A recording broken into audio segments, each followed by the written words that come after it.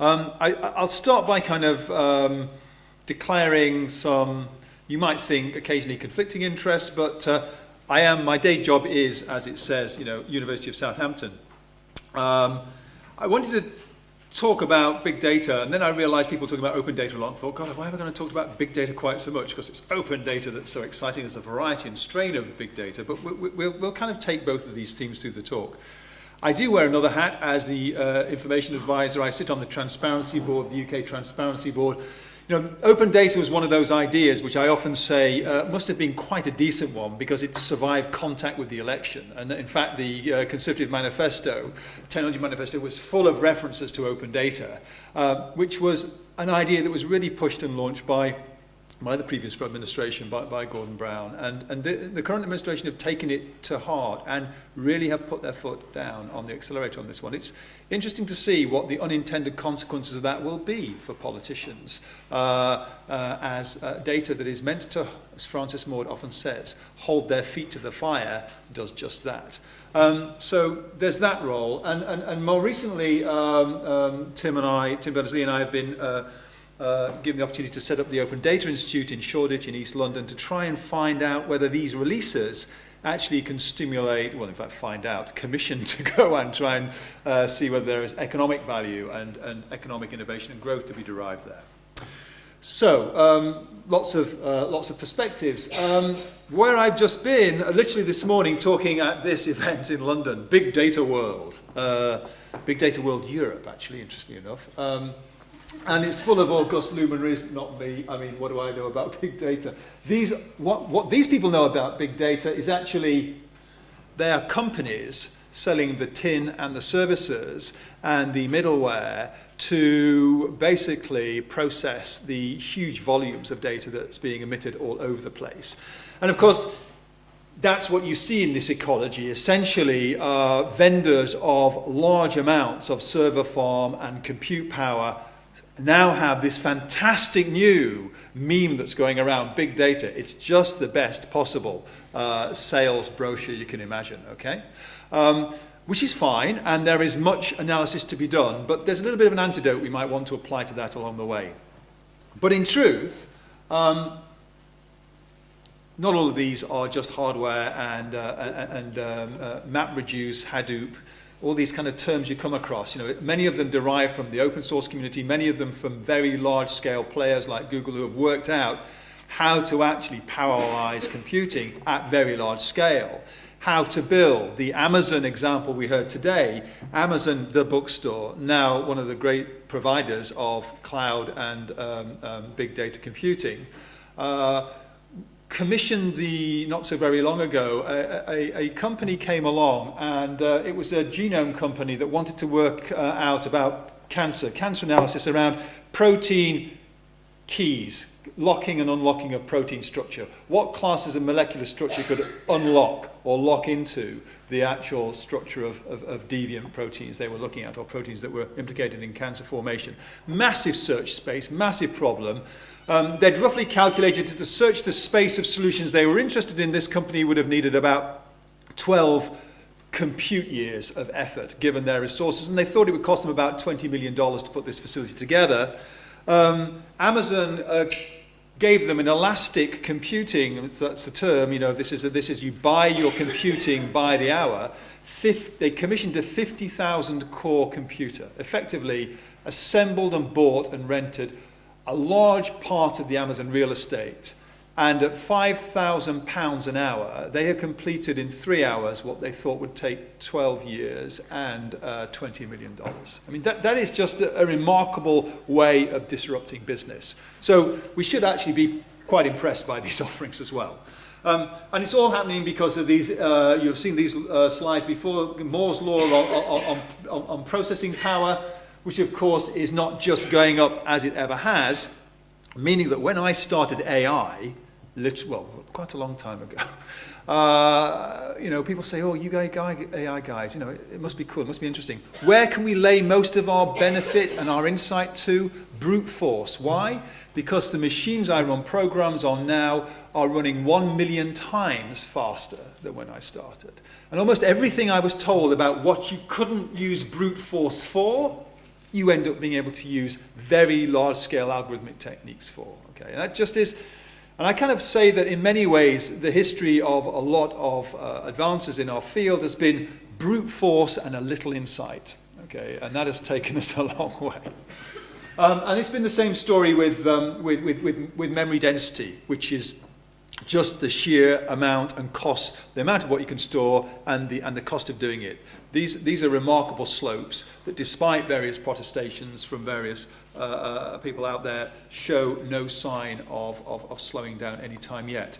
And with that wealth of power, we have a deluge of data. And this is an actual slide from actually well, you can probably tell from here the kind of people who are interested in this, because it has to do with ethnicity and ethno-linguistic groups and tribal distributions, and the map under here would be Afghanistan. And it's the kind of the data fusion challenge that now faces modern armed forces, where they are desperate to try and take this range of data assets and integrate them together.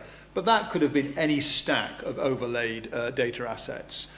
And it's not just the data, it's not just the processors, it's not just the memory, it's the networks themselves. And it's a similar kind of slide here you can see in terms of the way that connectivity wants to be established between agile components with high data demands in a very fast-changing, high-tempo world.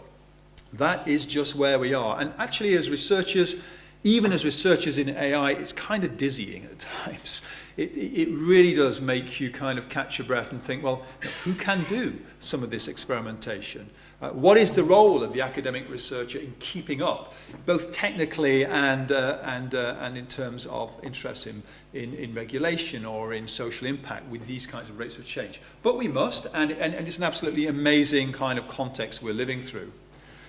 So big data kind of means, in the way it's been popularized, three different things, from lots of big science projects, which we understand, from CERN to large full sky surveys for astronomy, through to the social media giants and computing giants such as Google and Facebook.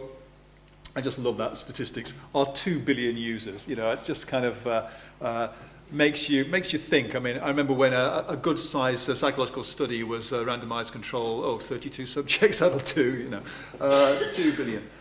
Through to the enterprise data of very large corporations who are often off the web quite significantly. They don't live the web, but they are doing large amounts of transaction analysis on their data. And the challenge that you will hear when you go to conferences like the one I was at this morning was essentially around these sorts of issues: data warehousing, data mining, statistical analysis. It's very techy. Seldom do you get the discussion around the stuff that will be the meat and drink of this conference, I suspect, which is, you know, what are the regulatory, what are the political, what are the social science implications of this? What are the interdisciplinary ramifications of all of this? How does it change government?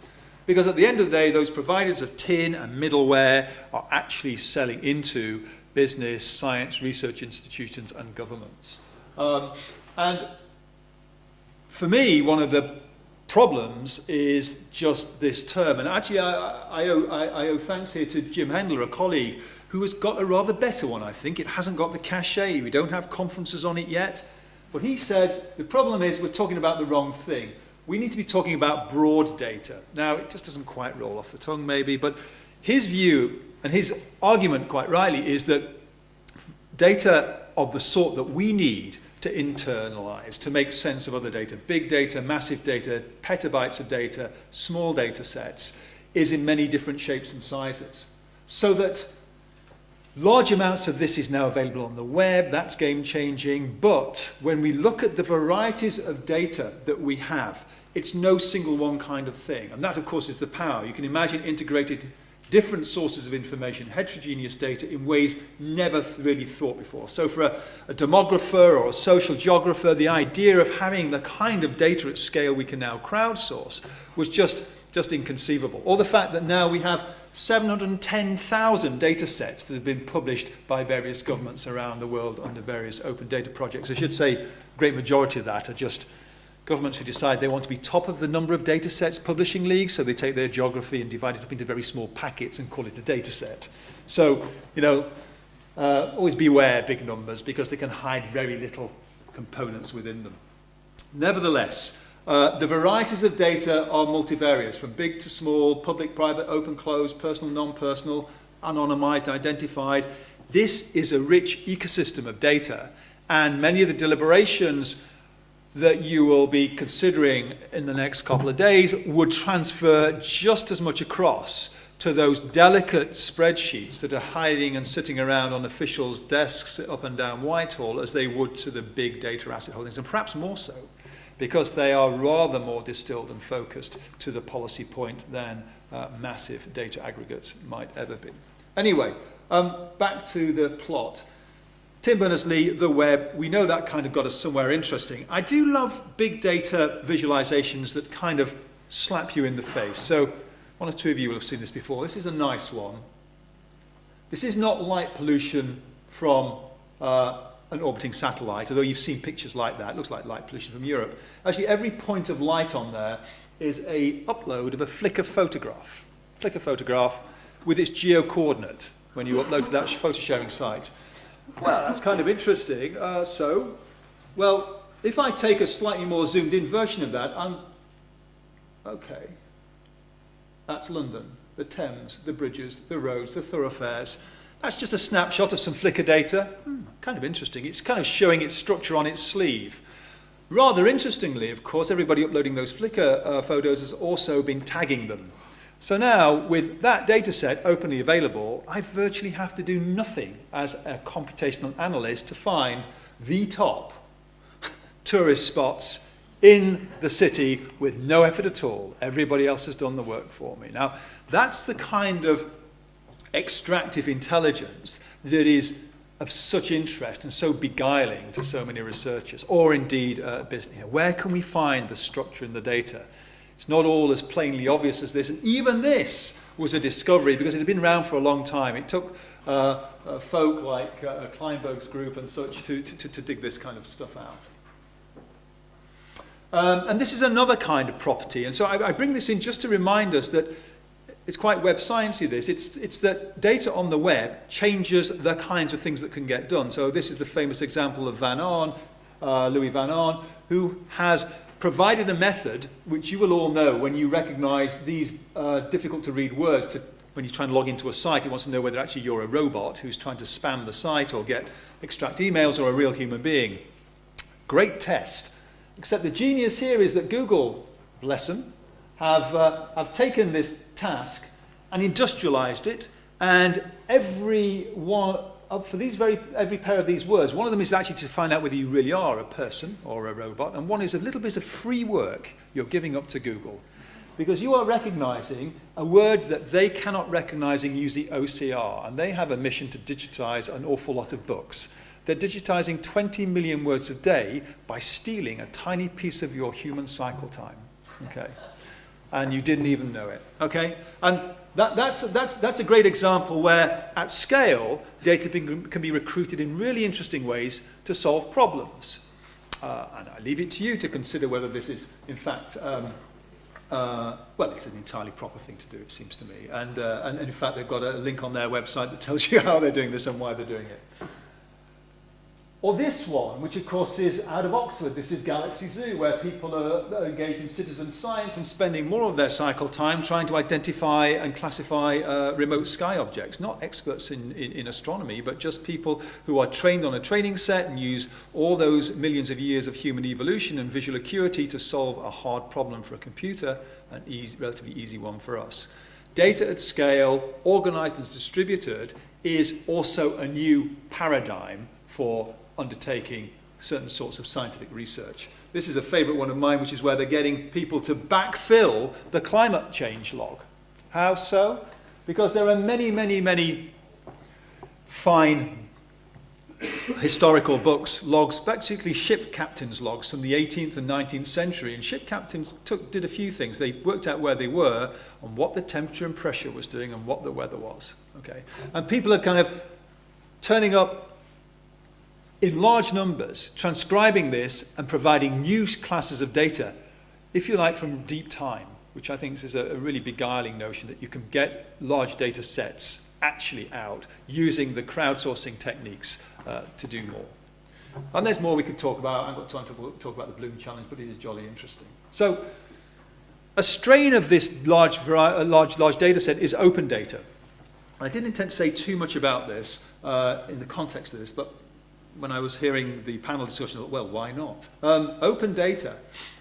Open data is a set of ideas that has really picked up momentum over the last couple of years. When Tim and I were appointed by Brown, we were kind of following in the footsteps of the Obama administration, who had launched data.gov in the beginning of 2009. We launched our site in 2010, beginning of the coalition government, took the commitments further, and now we have data from everything from reported crime. Every police force in England and Wales publishes every reported crime every month. Now, there's some redaction. They're not publishing exactly where the violent domestic crime happened, okay? But for large proportions of the crime types, the data is being published. And indeed, some is being published in even more precise forms than when they started. In fact, third-party theft around retail outlets, you can get very detailed maps of that now. Why? Because that has a certain kind of high value. You can imagine, these are all the bus stops in the UK. Oh, you wouldn't think that was interesting, but there's a story there. And these are spending, there's 16,000 of them weren't where the government thought they were. That's the interesting story there. That's an issue around data quality. That always is there in data. This is spending.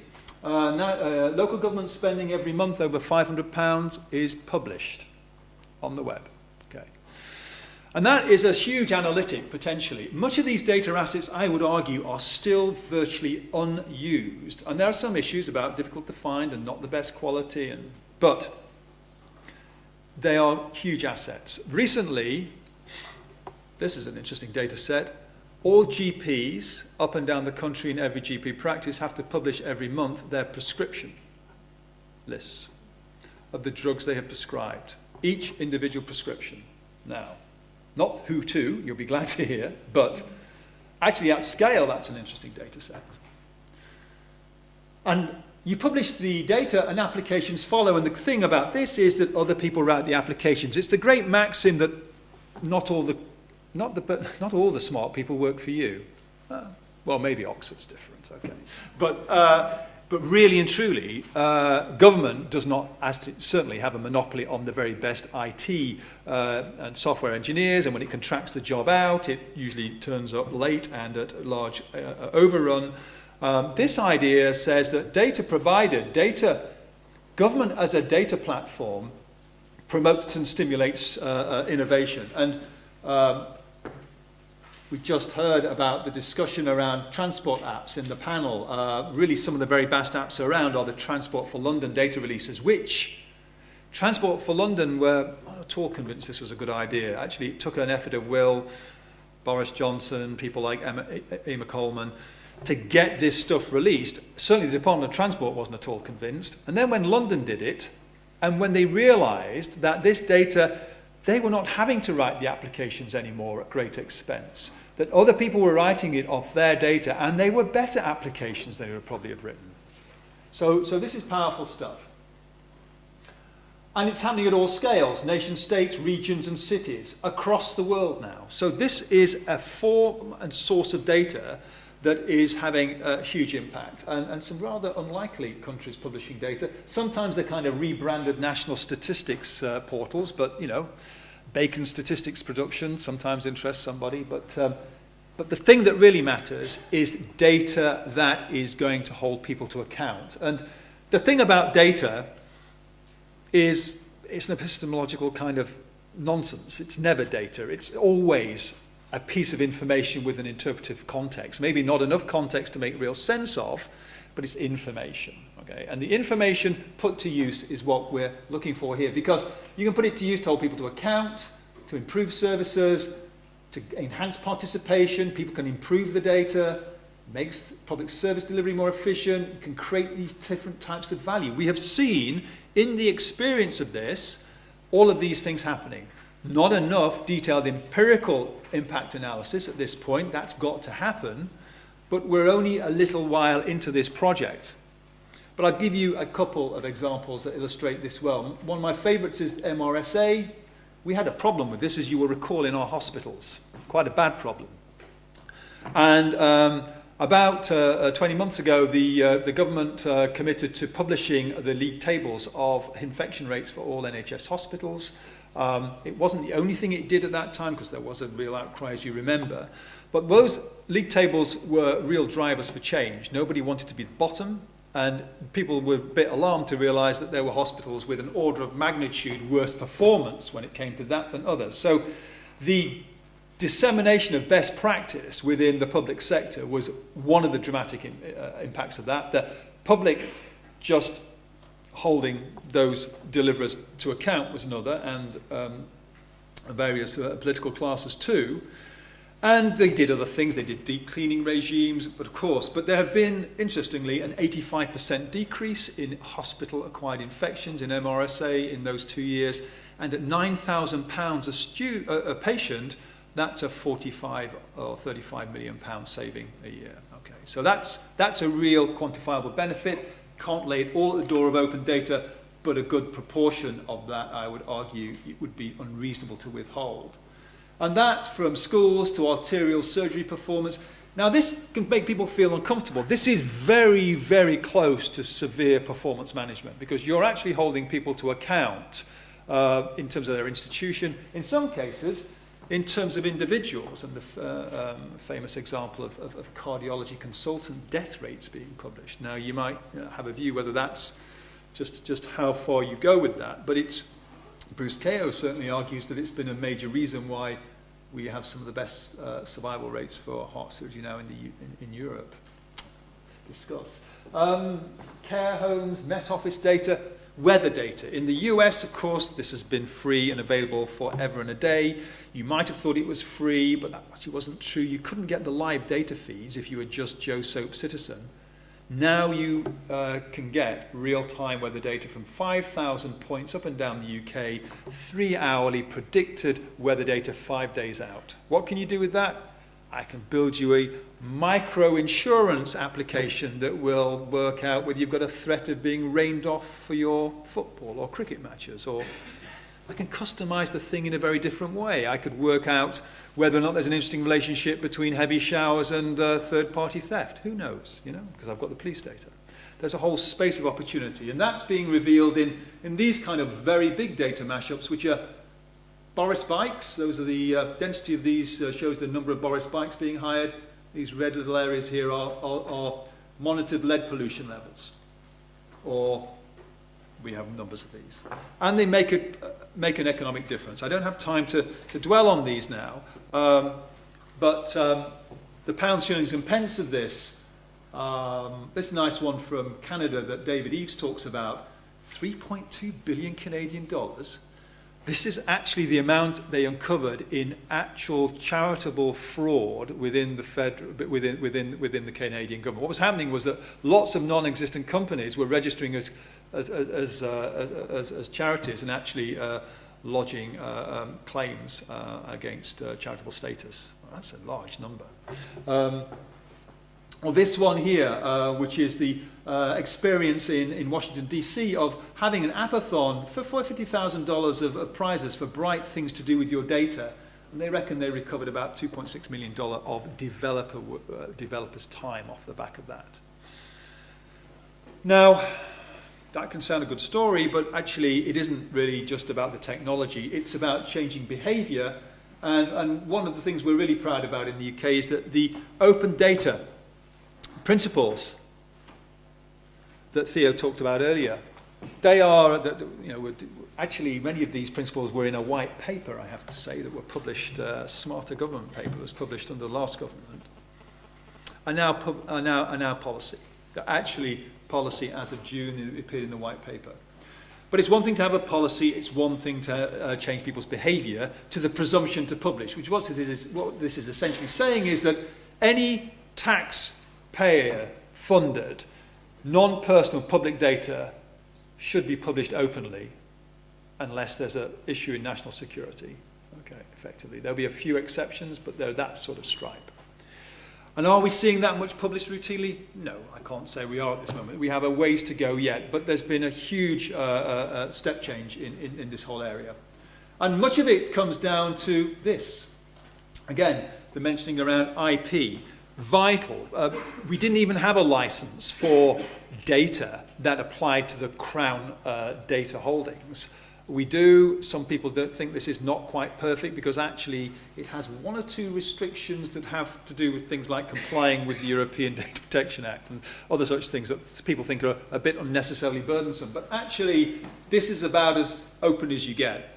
Only requirement here on using the data is that you should attribute where it came from.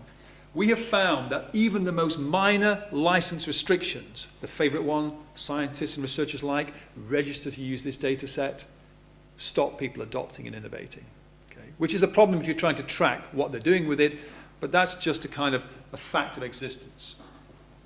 And the other thing I want to talk about in closing this out is the kinds of data that matters. The published crime data, the reported crime data, this is the postcode, and just as a sense of how far we've come, when we started this, the postcodes that you and I know and love were not free to use. Okay, these were controlled pieces of data from the Ordnance Survey. You had to pay for them. Okay, but now anybody can get them and use them. And this is a mashup one of my students did on the crime data. This is where I work about here. And these little Bloom's heat spots are ASBO and violent crime. And yeah, they're a bit more dramatic. I mean, this doesn't represent a very high density of outcomes. But this is 1 month. This is the following month. That's the next month. There's a bit of an issue up here. Okay. And the interesting thing about this is, of course, at scale, and with these open standards, the police themselves are beginning to use these apps as a rather more effective way of getting a view of what's happening. We have technologies to make sense of this. I don't have time to really go into this, but this is another interesting big data development, which is the idea of using a particular set of open data standards to link data at scale together. And famously, there's this particular set of resources called the linked open data cloud, which are sets of data that have to do with particularly interesting open resources like the US Census data, or there was the CIA World Fact Book was published in this way, or all the facts so-called in the little info boxes in Wikipedia articles, or an open source GeoNames resource here, all the recordings and artists and tracks on CDs in the world here. And at various points, there are links across items of data here and these. So as this gets bigger, you get a network effect of data.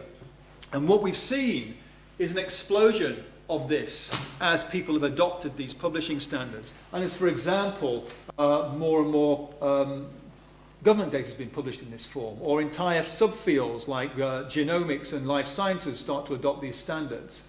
And the network effect around data adds another dimension to the big data opportunity.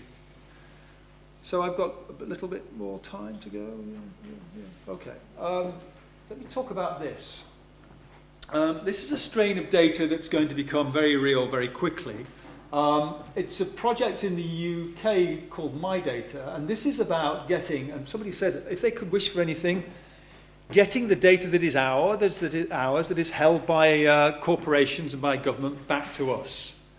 That's a massive data holding, actually, and there's this huge information asymmetry at the moment in most regulation, which is that, you know, companies can collect it, but they have no requirement to give it back to you. You can make a subject access request, medieval procedure with a quill and a pen, and wait 20 days and pay some money, and you might get a big stack of paper back. Some companies operate very differently than that, but a lot don't. So this is the idea that what happens in a world in which increasing numbers of individual related data is available and under the control of the individual.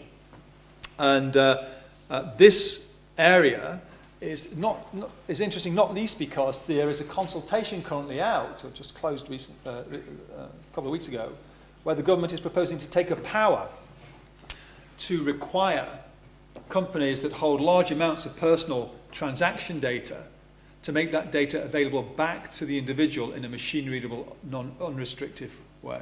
Okay. Now that is partly to think about trying to prime a landscape where empowerment, information empowerment, becomes a reality, and I think that's an extremely interesting development. They want, by the way, business to do this. I think they should ask it of themselves too, because I mean, some of the best data about individuals is held by Department of Education, Health, Welfare, Tax, and so on. Now the challenges in this, just finally, there are many. And I just want to kind of leave you with a sense that it's not just about the massive amounts of infrastructure required to run these data services, but that's one. You know, it's quite something when you see the scale of these server farms that are holding this data.